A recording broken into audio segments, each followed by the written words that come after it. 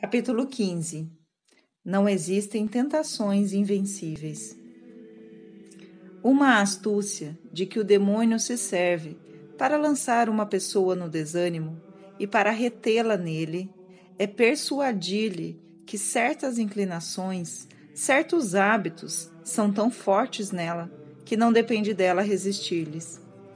Se alguém lhe propuser meios para se corrigir, ela experimentará tanta repugnância a isso que vos dirá ser inútil aplicar-se a isso, porque isso não depende dela, que ela não pode tomar isso a seu cargo.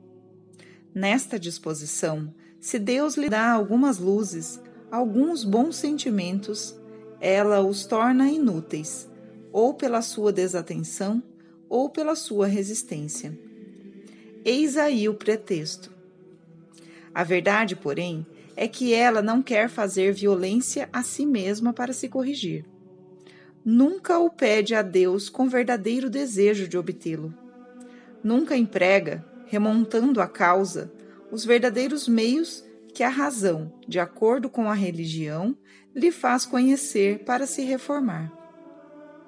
Acredita acalmar a sua consciência, persuadindo-se de que a coisa não depende dela. Segue assim a sua inclinação numa segurança bem prejudicial à sua alma. Às vezes, espantada com o seu procedimento, tomará essa pessoa algumas resoluções para voltar a Deus. Mas, por isso que não vai até a fonte do mal e por querer sempre viver sem incômodo, ela logo se cansa do penoso combate que tem de sustentar contra uma inclinação que a solicita incessantemente. E na primeira queda, volta à sua ideia de que a coisa não está em seu poder. O desânimo volta a dominar, e ela abandona até o desejo de combater, de se corrigir. Essa tentação é perigosíssima. Leva ao esquecimento de Deus e da própria salvação. Na disposição de não se constranger, a alma entrega-se à dissipação do espírito e do coração, para não ser presa dos remorsos, para apagar as luzes que Deus lhe dá por misericórdia e que perturbam a falsa paz que ela ama. O grande mal desse estado é que a alma infiel não ousa pedir mais nada a Deus para a sua mudança, como se Deus não fosse sempre para ela o Deus de misericórdia e de bondade, que quer a salvação dela muito mais do que a quer ela mesma. Como se ele não fosse sempre o Deus forte e onipotente, que pode sempre ampará-la e defendê-la. O Deus fiel às suas promessas, que assegurou o seu socorro à nossa confiança. Pelo esquecimento destas verdades, essa alma afasta-se da oração. Se for obrigada a achar-se nesta, pela disposição do seu coração, a ela vai na persuasão de que se desobrigará mal dela, o que a impede de para ela se preparar pelo recolhimento e pela confiança. Assim, por culpa sua, torna inútil a oração. É de admirar que uma pessoa instruída da sua religião caia em semelhante armadilha. Essa religião santa ensina-nos que Deus nunca pode ordenar-nos coisa que se nos tornem impossíveis, nem punir-nos, como por um pecado mortal, por aquilo que não depende de nós. Deus ordena, é verdade, coisas perfeitas, acima das forças da natureza. Porém, coisas que tantos outros praticaram antes de nós, que tantos outros praticam ainda, pelo socorro da graça. Ele promete ajudar-nos, como ajudou os outros, se, como eles, o invocarmos com confiança. Se, como eles, adotarmos os meios aos quais eles ligaram o êxito e a vitória. Diz Santo Agostinho: por que não haveríeis de fazer o que tantos outros puderam? Por que não haveríeis de fazer o que tantos outros fizeram, o que ainda fazem tantos outros que não têm hoje outros socorros a não ser os que Deus vos apresenta? Fazei o que puderdes, diz noutro lugar esse santo doutor, e pedi aquilo que não puderdes, a fim de o poderdes. É, pois, contra os princípios da religião, pensar que não depende de vós o vencer-vos com o socorro da graça que vos foi prometida, se a pedirdes com confiança, e pelo emprego dos meios que a providência vos fez conhecer. Dizeis que empregais esses meios, mas o que vos desconcerta é parecer-vos que, apesar dos vossos cuidados, não estáis mais adiantado. Após vários dias de aplicação, de esforços e de combates, sentis a mesma inclinação, quase com a mesma força. Deve isso surpreender-vos? Será que nos desfazemos em alguns dias de uma inclinação natural ou de um hábito que por nossa negligência deixamos fortificar-se? Aliás, não deveis julgar do progresso que a graça vos leva a fazerdes pela perseverança ou pela diminuição da inclinação de que quereis corrigir-vos, mas sim pelo império que adquiris sobre ela, para evitar as faltas em que ela vos faz cair. Embora persevere, essa inclinação não é um pecado. É o exercício da virtude. Quando se lhe resiste, merece-se o céu. Mas ninguém ignora que quanto mais forte é a inclinação, quanto mais antigo o hábito, tanto mais atenção e vigilância se deve também ter sobre si mesmo para combatê-lo, e que nenhum meio se deve desprezar para isso. Por que razão aquilo que dependia de vós ontem não mais depende hoje? A razão não é difícil de achar. É que ontem, ocupado de Deus, animado pelo desejo de lhe agradar, fazíeis violência para vos comportardes segundo o Espírito de Deus, empregando os meios que a sua providência estabeleceu, e aos quais ele liga as suas graças. Hoje, cansado de combater, vos esqueceis de Deus, saís da ordem da providência, para seguirdes a vossa preguiça. É a vossa negligência que vos põe na alma essas diferentes disposições. Voltai ao primeiro estado e vos sustentareis na prática das virtudes. Enfim, ainda quando levastes algumas quedas, deverias por isso desanimar e tudo abandonar? Seria querer perder todo o seu bem porque se perdeu uma pequena parte, coisa que toda a gente trataria de loucura, no uso dos bens temporais. Essas quedas fazem-vos conhecer a vossa fraqueza. Se pensardes sensata e cristamente, devem elas empenhar-vos em reparar o mais depressa possível o dano que delas recebestes, em premunir-vos contra o dano que ainda poderíeis receber, para isso redobrando de confiança, de orações, de vigilância, de atenção a evitar as ocasiões.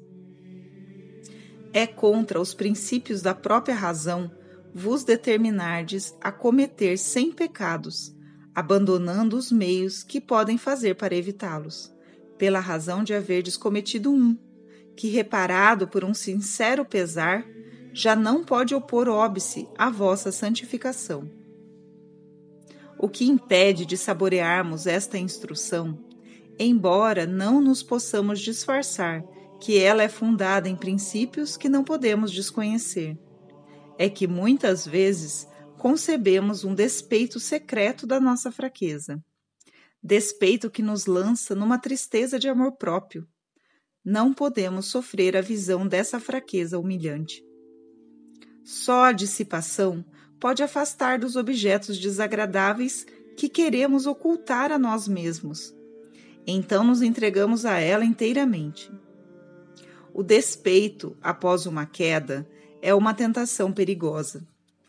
Deveis sempre resistir-lhe e corrigi-lo pela humilde confissão que a Deus fazeis da vossa falta.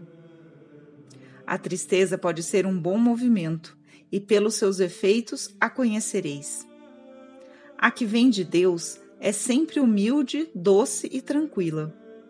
Ocupa-se dos meios de reparar a falta cometida e de voltar o mais cedo possível a Deus. Se tem efeitos opostos a estes, se é acompanhada de perturbação, de inquietação, de afastamento de Deus e dos exercícios de piedade, certamente vem da tentação, do desânimo. Não a escuteis. Reconduzi a Deus com a confiança a vossa mente e o vosso coração. A ordem e a paz logo se restabelecerão na vossa alma. Deus não habita na perturbação. Aí nunca o achamos. Capítulo 16. Quando desanimamos por culpa própria. Parece que esse espírito de desânimo, quando se apodera de uma alma, lhe tira toda a luz, toda a reflexão. Essa tentação aplica-se, sobretudo, a lhe tirar todo o espírito de oração, e por esse modo expõe-na visivelmente a perder-se. Bem certo é que só podemos operar a nossa salvação pelo socorro da graça. Esse socorro só o obtemos pela oração frequente, constante, perseverante. Nada é mais recomendado nos livros santos do que este meio, que comumente é a fonte de todos os outros que Deus nos inspira a empregarmos. Há pessoas que, pela negligência a que se acostumaram, encaram esse santo exercício como inútil para elas, pelo fato de a ele se apresentarem na persuasão de que dele se desobrigarão mal, como tem feito até esse dia. É o primeiro pensamento que se lhes oferece à mente. E bem longe de o combaterem por sentimentos cristãos, aderem-lhe unicamente. Nesta persuasão, elas vão à oração sem confiança, sem vontade de tributar a Deus as adorações, as homenagens que lhe devem, sem visão mesmo de Deus, sem preparação interior, sem se fazerem a menor violência para se recolherem e para saírem dessa dissipação de espírito e de coração que as absorve, que lhes faz esquecer inteiramente a Deus e a sua salvação. É certo que uma oração que carece das qualidades essenciais que Deus exige para que seja atendida, não pode ser de merecimento algum diante de Deus, e a confiança é a primeira dessas qualidades. Aquele que hesita orando, diz São Tiago, não alcançará nada.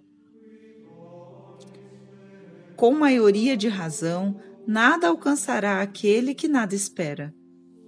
Neste estado, não se fazendo nenhuma violência, unicamente ocupadas com inutilidades, não raro numa inação que lhes não permite refletir sobre aquilo que as ocupa. Essas pessoas não sabem sequer se estão na oração.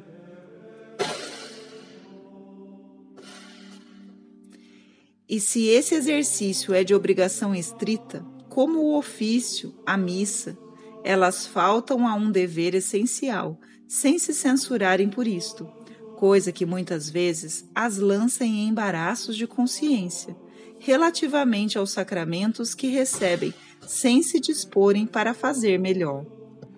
Direi a essas pessoas, pela vossa experiência, estáis persuadidas de que fareis mal às vossas orações, apesar das vossas resoluções. Mas de onde vos vem essa experiência? Remontemos à fonte dessa negligência que resiste a todas as vossas resoluções. Resoluções que muitas vezes estão muito mais na imaginação do que na vontade. E aí achareis a hesitação, ao passo que as orações feitas com a plena confiança em Deus vos sustentarão e vos garantirão contra as paixões que vos puseram neste estado.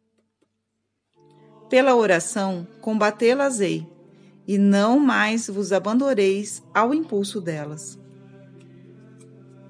Pensastes que poderíeis passar o dia inteiro ocupado em alguma satisfação natural e em divertimentos frívolos, ocupado em ver, em saber de tudo o que faz, de tudo o que se diz, em não perder nenhuma ocasião de ter conversas inúteis, em escutar tudo o que os outros querem referir-vos a respeito do próximo, em entrar em todos os vossos desaguisados, em censurar uns, em condenar outros, baseado em relatos infiéis, em satisfazer, em todas as ocasiões, sentimentos de inveja, de antipatia. Enfim, sempre fora de vós mesmo, em não terdes atenção, senão sobre o proceder e os pequenos interesses dos outros, e nunca sobre vós, e sobre os vossos interesses eternos, sobre a vossa salvação, estendendo essa dissipação até o momento em que ides à oração, a qual ides o mais tarde possível, sem refletirdes um só momento no que ides fazer. E pensastes que, sem embargo, o recolhimento, a atenção, a devoção se apoderarão de chofre de vossa alma, expulsarão dela as distrações, aplacarão o tumulto das paixões e farão renascer subitamente os sentimentos da fé, da piedade e do amor? Pusestes de boa fé esperar isto? Não vos ocupastes um só momento de Deus durante o dia. Não testemunhastes a Deus nenhum dos sentimentos que lhe deveis. Resistis às luzes que ele vos deu. Descurastes as vossas graças, vos distraístes delas, com medo de serdes obrigado a entrar em vós mesmo, para vos dardes conta da vossa conduta e dos vossos motivos em relação a Deus. Lisonjeaste-vos de que nestas disposições e com estas infidelidades as vossas resoluções vos poriam, no momento, no exercício da confiança em Deus, do seu divino amor, do recolhimento necessário para vos desobrigardes santamente das vossas orações? E de que a vossa imaginação, a vossa mente, docilizadas de repente, depois de não vos fazerdes constrangidos sobre coisa alguma, se deterão, se fixarão, por mais volúveis que sejam, para não mais se ocuparem senão de Deus? De que elas esquecerão essa espécie de encantamento que as seduziu, para se nutrirem de pensamentos salutares, mais tristes para uma alma que tão constantemente os tem negligenciado? Seria cair numa ilusão lastimável, que a razão facilmente faz perceber, mas que a religião condena bem altamente.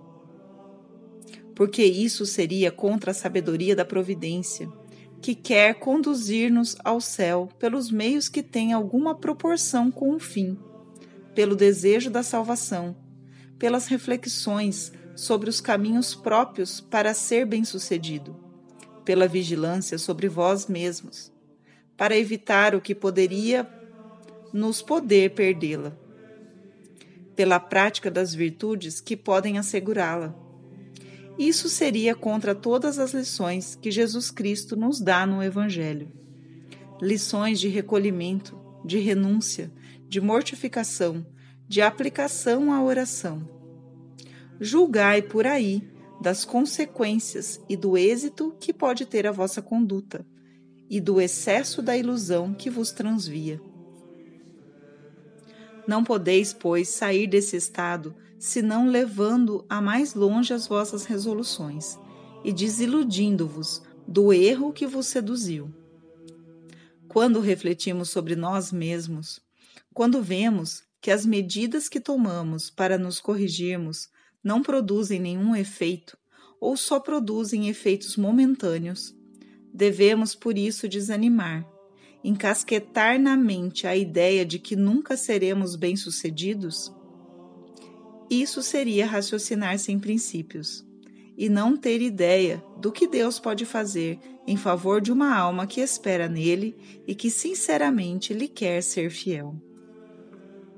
Naturalmente, deve-se pensar então que essas medidas, essas resoluções, não são as que podem operar uma mudança e que é preciso recorrer a outras mais eficazes, já que pelos efeitos julgamos não ser bem-sucedidos.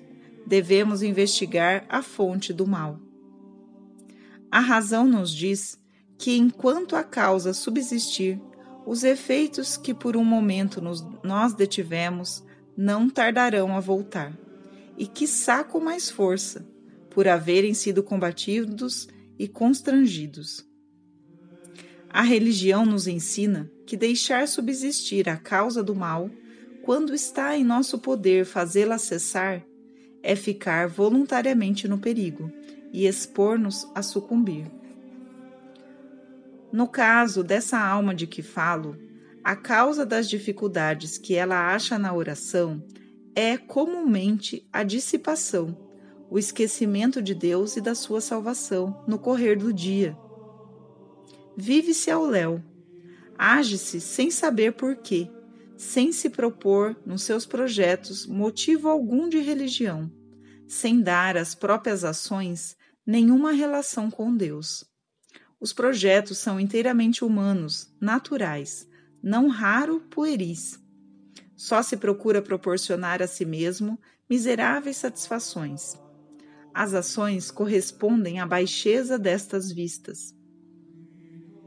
Consoante a religião, os projetos só devem tender à prática da renúncia a si mesmo, da mortificação do espírito, do coração, dos sentidos, a indiferença por todos esses pequenos interesses que se perseguem com tanto ardor. As ações devem ser feitas por um motivo que se refira a Deus, ou pelo menos que a Ele possa referir-se. Não estamos na terra senão para a glória de Deus. Tudo o que fizermos deve tender a isso. Se Deus não é o princípio e o fim das nossas ações, se a pureza de intenção não as acompanha, elas se tornam inúteis para a nossa felicidade. Quereis, pois, sinceramente sair do estado de infidelidade, de inutilidade em que vos achais? Quereis desobrigar-vos da oração mais fácil, mais santa, mais utilmente? Nutrido habitualmente dos objetos, das verdades da fé, fazei versar as vossas resoluções sobre as máximas que vos apresento. O esquecimento destas verdades é a fonte do mal. A aplicação a essas verdades remediá-lo-á. Aplicada então a vossa salvação, que encarareis como vosso primeiro negócio, sereis atento às luzes, aos bons sentimentos que Deus vos der. Conhecendo a importância dessas graças, não mais as desprezareis, não mais vos distraireis delas para vos entregardes à dissipação. Agradecê-las-eis a Deus, apegar-vos-eis a Ele, para segui-lo com fidelidade. Estas ocupações cristãs, substituídas aos extravios da vossa mente, impedir-vos-ão de entregar-vos a preocupações inúteis antes da oração e nas ocupações necessárias. Vos ajudarão a recolher-vos antes de vos apresentardes diante de Deus. Reentrareis na ordem da providência, pela vossa aplicação a empregar os meios que Deus estabeleceu, e achareis aí mais graças. Mais ocupado de vós, em relação a Deus e a vossa salvação, trilhareis com constância a trilha que faz praticar o bem com o socorro da graça, e que leva à felicidade eterna, de onde vos afasta a conduta que até agora mantivestes. Uma vez reconhecida esta máxima, de que para impedir eficazmente as faltas, é preciso atacar-lhe o princípio. Devemo-nos aplicar a isso em todas as ocasiões.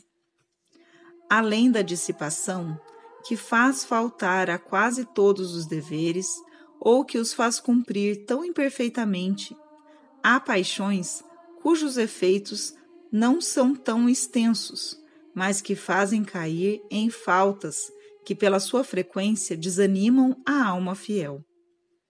Essas paixões têm todas por princípio um amor próprio que não sabe dobrar-se a nada, e que rebaixa sempre o mérito de outrem e lhe salienta a todo propósito os menores defeitos. É um apego à própria vontade, ao próprio juízo, ao qual se quereria reduzir toda a gente. É uma vivacidade de caráter que não se sabe dobrar a nada e que quer se meter em tudo. É uma arrogância natural, uma vã estima de si mesmo, que nada quer sofrer e que rebaixa toda a gente abaixo de si. Que sei mais? E quem é que pode fazer a enumeração de todas as paixões do coração humano? O que sabemos, bem seguramente, é que seja qual for a paixão, cujo ascendente nos lança no desânimo, devemos aplicar-nos a destruí-la, ou pelo menos a combatê-la sem cessar. O desejo da salvação, ao qual essa paixão opõe obstáculo, a oração frequente, as reflexões santas, fundadas nas máximas do Evangelho, os exemplos de Jesus Cristo e dos santos, são os meios que a providência nos deu para sufocarmos essas paixões, ou para enfraquecê-las a ponto de nada termos a recear delas. Esses meios, quando os empregarmos em nome do Senhor, terão o seu efeito, consoante as promessas dele. Destarte, nada será impossível, nada será inútil. Pelo amor que concebermos ao nosso Deus, tudo reverterá em nosso bem eterno. Eis aí o caminho que vos está aberto. Eis aí os meios que estão em vossas mãos. Se não fordes bem-sucedido, será por culpa vossa, será pela vossa resistência às graças de Deus. Não mais vos queixeis, pois, do Senhor. Só a vós mesmo culpai. Capítulo 17. Quando a fraqueza humana envenena as boas ações. Reconhece-se a necessidade de agir em mira a Deus, para tornar as próprias ações agradáveis a Deus e dignas das suas recompensas. O que detém uma alma nesse exercício salutar é que, quando ela assim quer dirigir a sua intenção, o demônio ou a sua imaginação sugere-lhe 1000 motivos humanos de razão natural, de amor próprio, de respeito humano, de inclinação. Então, ela se persuade de que, apesar do oferecimento que fez dessas ações a Deus, não é por ele que ela age, mas sim para satisfazer a si mesma. Sente vivamente a impressão que no seu espírito fazem os motivos naturais, e sente que é muito mais fraca a impressão dos motivos sobrenaturais. Julgando por essa impressão mais sensível, da intenção que a faz agir, ela decide que a sua ação não é feita para Deus, que é inútil lhe oferecer. Abandona-se, pois, aos motivos naturais. Desanimada por essa tentação que se apresenta a miúde, ela não pensa mais em oferecer o que quer que seja a Deus, e assim torna-se o joguete e a vítima do pai da mentira, ou dos seus próprios erros. Para se curar sobre esse ponto, deve-se notar que os motivos naturais causam essa viva impressão, não pela sua solidez, mas porque, sendo proporcionados à nossa natureza e conformes às nossas inclinações, não precisamos de nenhum socorro estranho para lhes reconhecer e lhes degustar tudo o que neles podemos achar de satisfatório, e porque nada em nós se opõe à impressão que eles causam.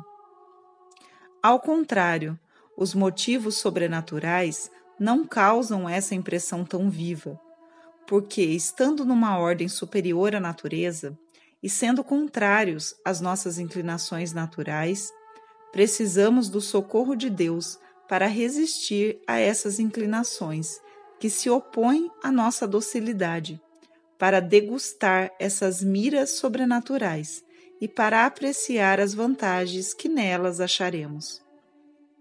Esse socorro, que Deus não nos recusa quando o pedimos, às vezes tem essa vivacidade de impressão, mas nem sempre a tem. Deus, Senhor dos dons, concede-os às suas criaturas segundo o desígnio da sua providência, sempre sábia e misericordiosa. Esse socorro põe sempre uma alma em estado de resistir à tentação que procura afastá-la de Deus. E se a sensibilidade da impressão é satisfatória, nunca é necessária, nem é mesmo sempre útil. Mesmo no mundo e nos negócios temporais, considera-se como um mal, guia uma impressão viva de imaginação e de sentimentos que são seguidos contra motivos mais sólidos. Motivos que, entretanto, não causam no momento a mesma impressão. Para formar, pois, o seu juízo entre motivos opostos que podem fazer agir, não se deve consultar o mais ou menos de vivacidade que os acompanha. Cumpre tomar os motivos em si mesmos, comparar-lhes os inconvenientes e as vantagens, e fundar nisso o seu juízo, para se determinar a seguir aqueles em que for achado o verdadeiro, o sólido bem. Por esse juízo, renunciamos aos motivos maus, desaprovamo-los. Não nos detemos nos motivos naturais, não lhes damos nenhuma atenção. Pela vontade, independente das impressões sensíveis, só nos apegamos aos motivos sobrenaturais, que por um julgamento refletido, havemos reconhecido serem os únicos bons, os únicos úteis para a nossa verdadeira felicidade. Mas, dirá alguém, parece-me que, em muitas ocasiões, ainda mesmo quando eu não tivesse em mira a Deus, eu não deixaria de agir como ajo. É a minha razão ou a minha inclinação que me leva a esse procedimento. E por amizade a uma tal pessoa, eu faço o que não faria por todo mundo. Não é então de recear que esses motivos naturais é que sejam os verdadeiros motivos que me fazem agir? Concebo que nessa situação, se conceder muito à própria imaginação, ficar-se-á na aflição, sobre o motivo superior que se deve admitir para elevar a sua ação.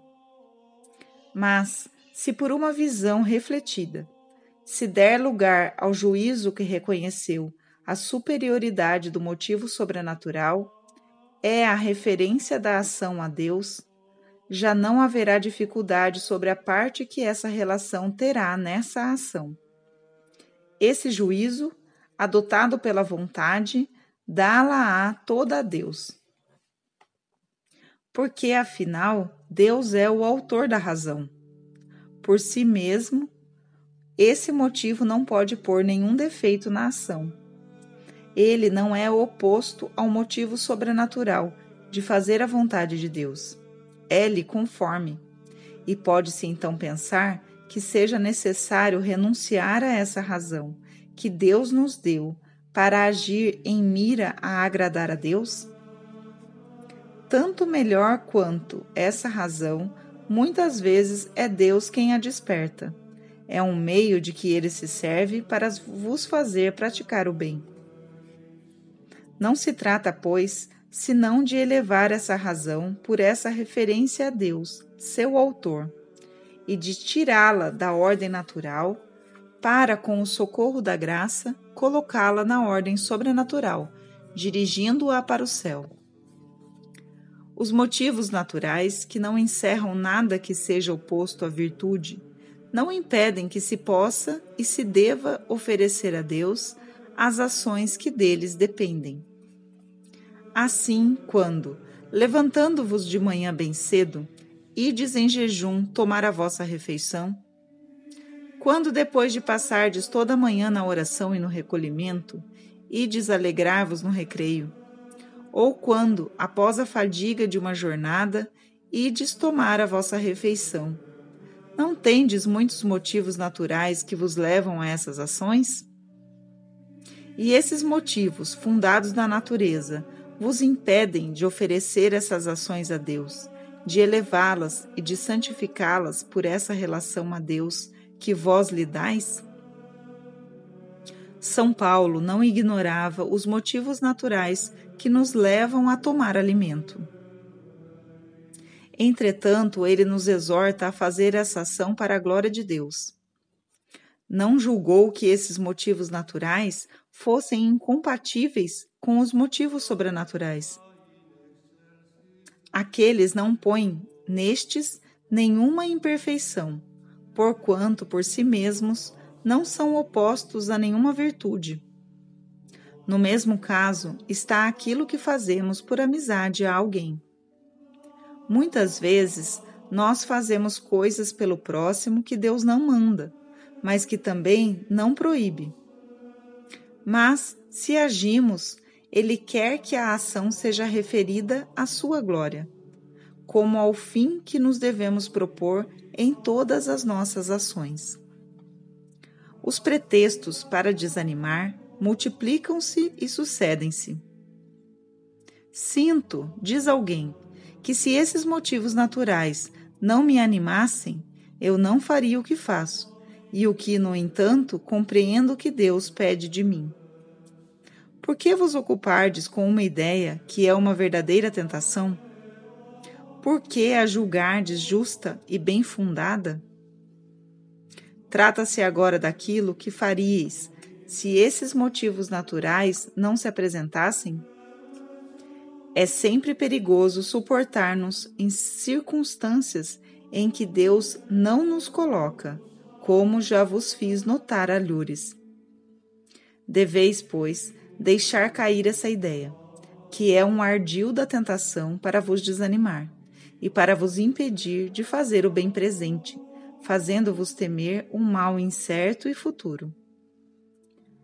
Hoje se trata unicamente de vos desobrigardes bem da ação que fazeis, seguindo as regras que a religião prescreve.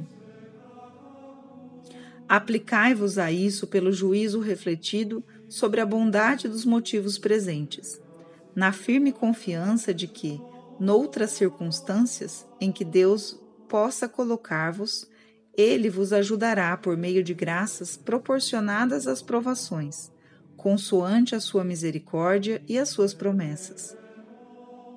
Essas razões vós mesmo as daríeis a uma pessoa, que de caráter manso e pacífico servisse a Deus com facilidade e que entrasse na desconfiança e na aflição por não sentir a coragem de servir a Deus do mesmo modo se o seu caráter se tornasse vivo e fervente. Entre os motivos que podem fazer-nos agir ao praticarmos obras boas em si mesmas, há uns maus opostos às virtudes cristãs. Esses tornam as ações más, e mister se faz renunciar-lhes. Quanto ao respeito humano em particular, tenho visto muitas vezes almas na aflição, quando agem para não dar má edificação. Receiam então agir por força do respeito humano. É iludir-se grosseiramente sobre o valor dos termos e confundir ideias bem diferentes. O motivo do bom exemplo está bem distante do respeito humano. O primeiro tem em vista a honra e a glória de Deus, que essa alma se propõe promover, evitando dar aos outros, pelo seu exemplo, ocasião de faltarem a Deus. Esse motivo refere-se, pois, a Deus. É bom, é louvável. Os maus exemplos são proibidos. Dão aquele escândalo tão claramente reprovado pelo Evangelho. Condenando um, Jesus Cristo ordena-nos o outro. Ele quer que os homens vejam o bem que não podemos fazer em segredo, para que com isso glorifiquem o Pai Celeste e se animem a praticar o bem. Mateus 5,16. O respeito humano, pelo contrário, não dá nenhuma atenção ao Criador. A criatura só a si procura naquilo que faz por esse motivo. Não quer agradar senão aos homens, cuja estima ambiciona, ou cuja censura teme. O respeito humano faz fazer o bem como o mal, segundo o gosto das pessoas a quem se quer agradar. E isso, não raras vezes, contra o próprio gosto e contra as próprias luzes. São, pois, essencialmente diferentes esses dois motivos, e não é difícil distingui-los.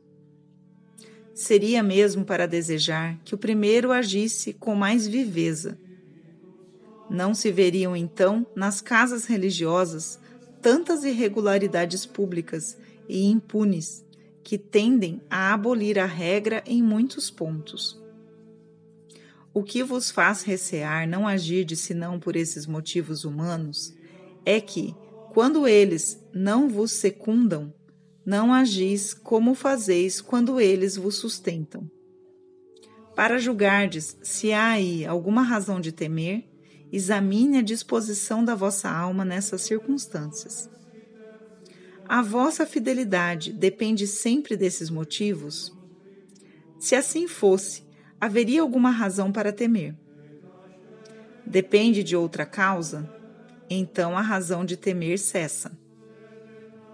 Quando, mais unidos a Deus por sentimentos de piedade, o vosso espírito e o vosso coração estão num estado menos agitado pelas paixões, ou quando a visão de Deus vos fere mais vivamente para não seguirdes as vossas inclinações, ou para praticardes algum ato de virtude que não é de obrigação tão estreita, obedeceis a Deus sem o socorro desses motivos humanos. Ou, se eles se apresentam, e se são de natureza a serem rejeitados, vós os desaprovais. E se eles não devem ser desaprovados, vós os elevais pela relação a Deus, nem sempre esses motivos humanos são, pois, o móbil da vossa conduta. Verdade é que, quando viverdes na dissipação e no esquecimento de Deus, tereis razão de crer que só os sentimentos da natureza, ou mesmo da paixão, é que animam as vossas ações e as vossas iniciativas. Mas notai bem que isso não justifica o vosso receio, porquanto isso só vem desse estado de dissipação em que viveis, e que vos faz perder de vista tanto o vosso Deus, a quem vos deveis, como a vossa salvação, para a qual deveis trabalhar, e como as graças que recebeis e que não aproveitais. Enganamo-nos se julgamos que o que nos guia em certa situação da alma, nos guia também em todas as situações em que a nossa alma pode achar-se. Na dissipação e no recolhimento, a alma não tem a mesma maneira de pensar. Vão é, pois, o vosso receio, e não deveis escutá-lo. Aliás, se esses motivos que vêm da razão e das virtudes naturais de amizade, de gratidão, de compaixão, etc., precedem na vossa mente e no vosso coração a visão distinta de Deus, por que haveríeis de ficar alarmado com isso? Já vos fiz notar, alhures, que os objetos sensíveis excitam naturalmente os sentimentos que lhes são proporcionados, que essas virtudes naturais Deus as gravou nos vossos corações. Elas não são, pois, opostas às virtudes que a religião vos inspira ou vos ordena. Servem antes para introduzi-las em nossa alma. Colocam-nos num estado em que, achando no nosso coração, em vez de oposição, um pendor que nos leva à prática das virtudes, praticamo-las mais prazerosa e mais facilmente. Não somos, pois, obrigados a afastá-las, a renunciar-lhes. Devemos somente dar-lhes a perfeição que lhes falta, encarando-as em relação ao céu, consoante os princípios da religião. Ora, nesse estado, será tão difícil, assim, dirigir a própria intenção à glória e ao beneplácito de Deus e ao cumprimento da vossa vontade santa? Pelo contrário, tudo nolo facilita. O que deve consolar-vos e tornar-vos fiel a essa prática é dever de saber que a graça é uma luz que Deus nos dá para conhecermos o bem sobrenatural, um sentimento que Ele nos inspira para praticar esse bem. Ele age em nós sem se fazer notar e não nos dá nenhum sinal certo da sua presença. Como a esperamos, presumimo-las quando a havemos pedido. Devemos, pois, agir como se estivéssemos certos dela, embora não o estejamos, já que ninguém sabe se é digno de amor ou de ódio. Dessa condição de Deus, sucede podermos facilmente tomar por um efeito da nossa razão aquilo que é efeito da graça, graça que nos ilumina, que nos dá sentimentos que a razão aprova, que nos inspira reflexões que nos levam à prática do bem. De sorte que aquilo que acreditamos puramente natural e fruto da sagacidade do nosso espírito ou da bondade natural do nosso coração é realmente efeito do socorro sobrenatural que o Senhor nos deu. Portanto, se então, para obedecerdes à lei, que vos obriga a referir tudo a Deus, vós lhe ofereceis as vossas ações. A estas não faltará nada para obter a recompensa que lhes foi prometida. Elas serão feitas para Deus, pelo concurso da graça. Deus ser-lhe-ás assim o princípio, como o fim e a recompensa. Não podeis, pois, enganar-vos oferecendo-as a Deus, visto que obedeceis a uma lei que Ele vos faz conhecer, e perdeis as vossas ações, não as oferecendo, porque então já não é por Deus que agis. Esse oferecimento vós o fazeis em consequência da visão que Deus vos dá dele, e que vós seguis. Não deveis, pois, recear mentir a Deus, fazendo aquilo que ele vos inspira.